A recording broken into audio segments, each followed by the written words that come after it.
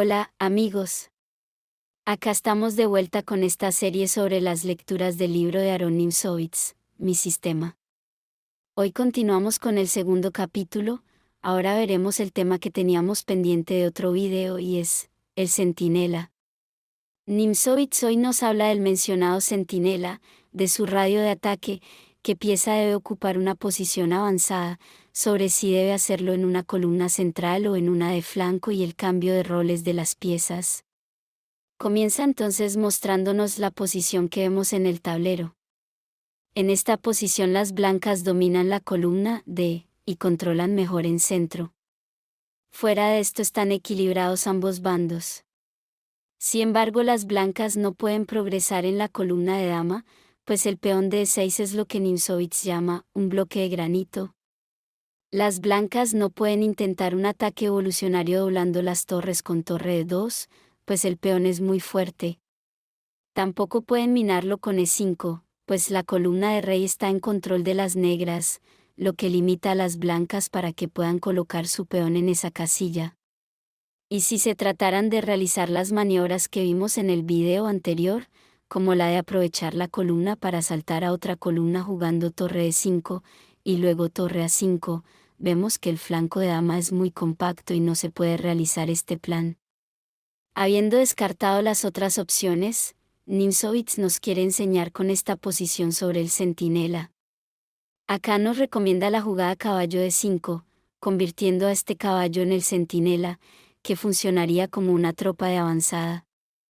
El centinela es una pieza, casi siempre un caballo, que se establece en el territorio enemigo, sobre una columna abierta, y está protegido por un peón.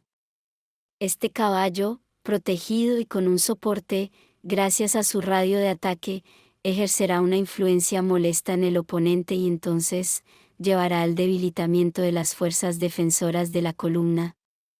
En este caso, incitará a las negras a jugar C6. Nimzowitz entonces establece dos cosas importantes. La primera es que el centinela forma la base de nuevos ataques, y la segunda es que el centinela provoca el debilitamiento de la posición enemiga en la columna en cuestión. En este punto cabe una aclaración. Es cierto que también es posible torre C8, defendiendo el peón, pero esto requiere gran tenacidad por parte de las negras para aguantar la presión que genera el caballo. Entonces, después de caballo D5 y C6, las blancas regresan el caballo a C3, pero ahora sí pueden doblar las torres en la columna de dama, ejerciendo presión sobre la hora débil, peón de D6. Nimzowitz nos recalca que, la fortaleza del centinela radica en la conexión estratégica con las piezas detrás de él, no en sí mismo. Depende de la columna abierta y del peón que lo protege. Para entender mejor, nos da otros ejemplos. En el primero vemos que el peón de E3 cierra la columna y las negras pueden jugar tranquilamente C6 luego de que las blancas jueguen caballo D5, pues la columna está cerrada y no se puede aprovechar caballo D5. Entonces ese centinela no tiene ninguna fuerza sin su columna.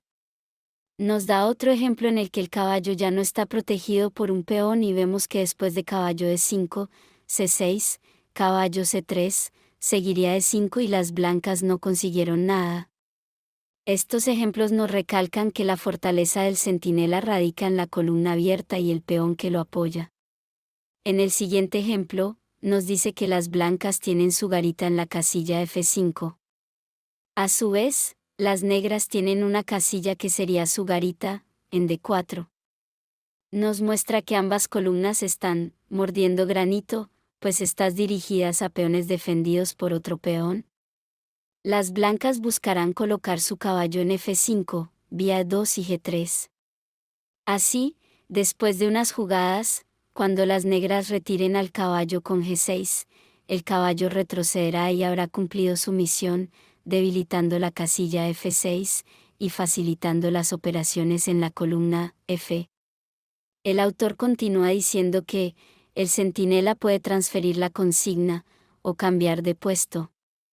Si el atacante ha jugado bien, suele haber cambio de un centinela por otro de la misma jerarquía. También puede haber un cambio en la categoría del centinela e incluso, a veces cambio en la ubicación del centinela.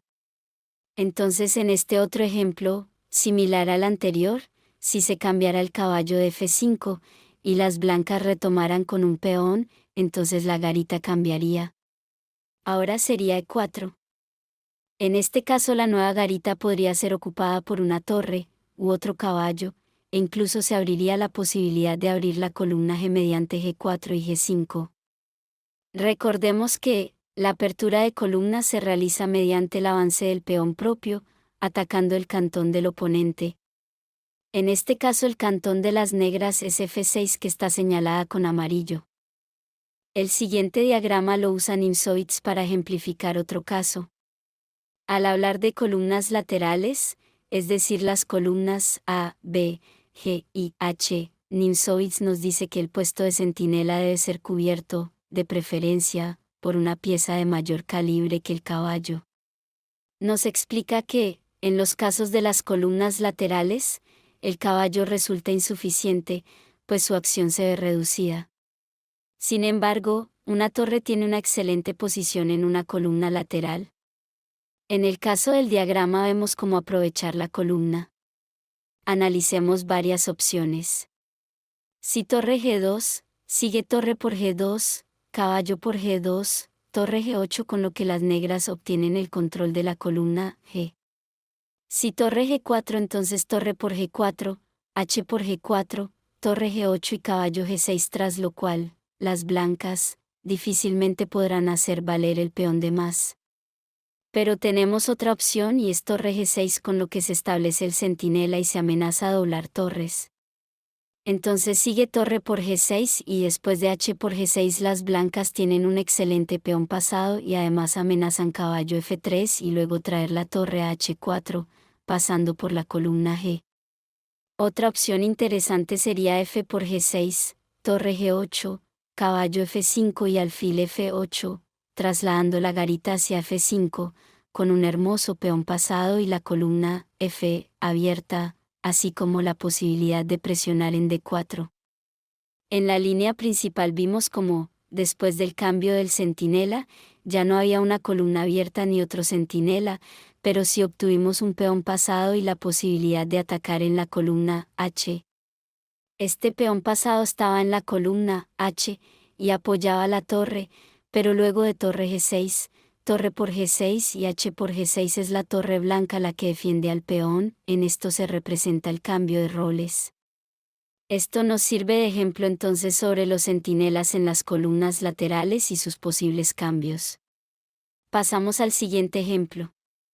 Acá vemos una partida jugada entre Nimzowitsch, que llevaba a las blancas y un aficionado. Tras caballo F4, torre a G8, torre H7, las blancas colocan el centinela de gran calibre en la columna abierta, y además ejercen acción en la séptima fila. Sigue alfil E8, torre de H1, torre por H7, G por H7 y vemos que se cambia la columna por un peón pasado. Torre H8, caballo G6 jaque, alfil por G6, F por G6. Con esto el peón pasado ya está defendido por otro peón. Continuó rey E6, torre H5. Este movimiento de torre ejemplifica el avance restringido que vimos en el video anterior. Esto impide que el rey negro se acerque al peón. Siguieron con B6, C4, C5, A4, A5, B3, C6, rey D2, rey D6, rey E3, rey E6, rey F4, rey D6, rey F5. Acá vemos que las blancas están en condiciones de jugar E5 y así, hacer desaparecer el peón de F6 que está impidiendo el acceso de la torre a F7.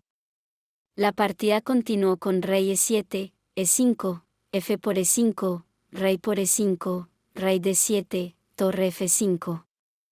Las negras abandonaron.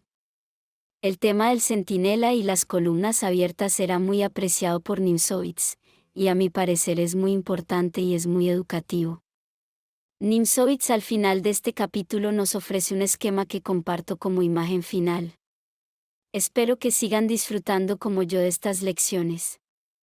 Les envío un saludo, no sin antes recordarles que por favor se suscriban al canal para seguir estudiando juntos. Un feliz y hermoso día les deseo. Bendiciones.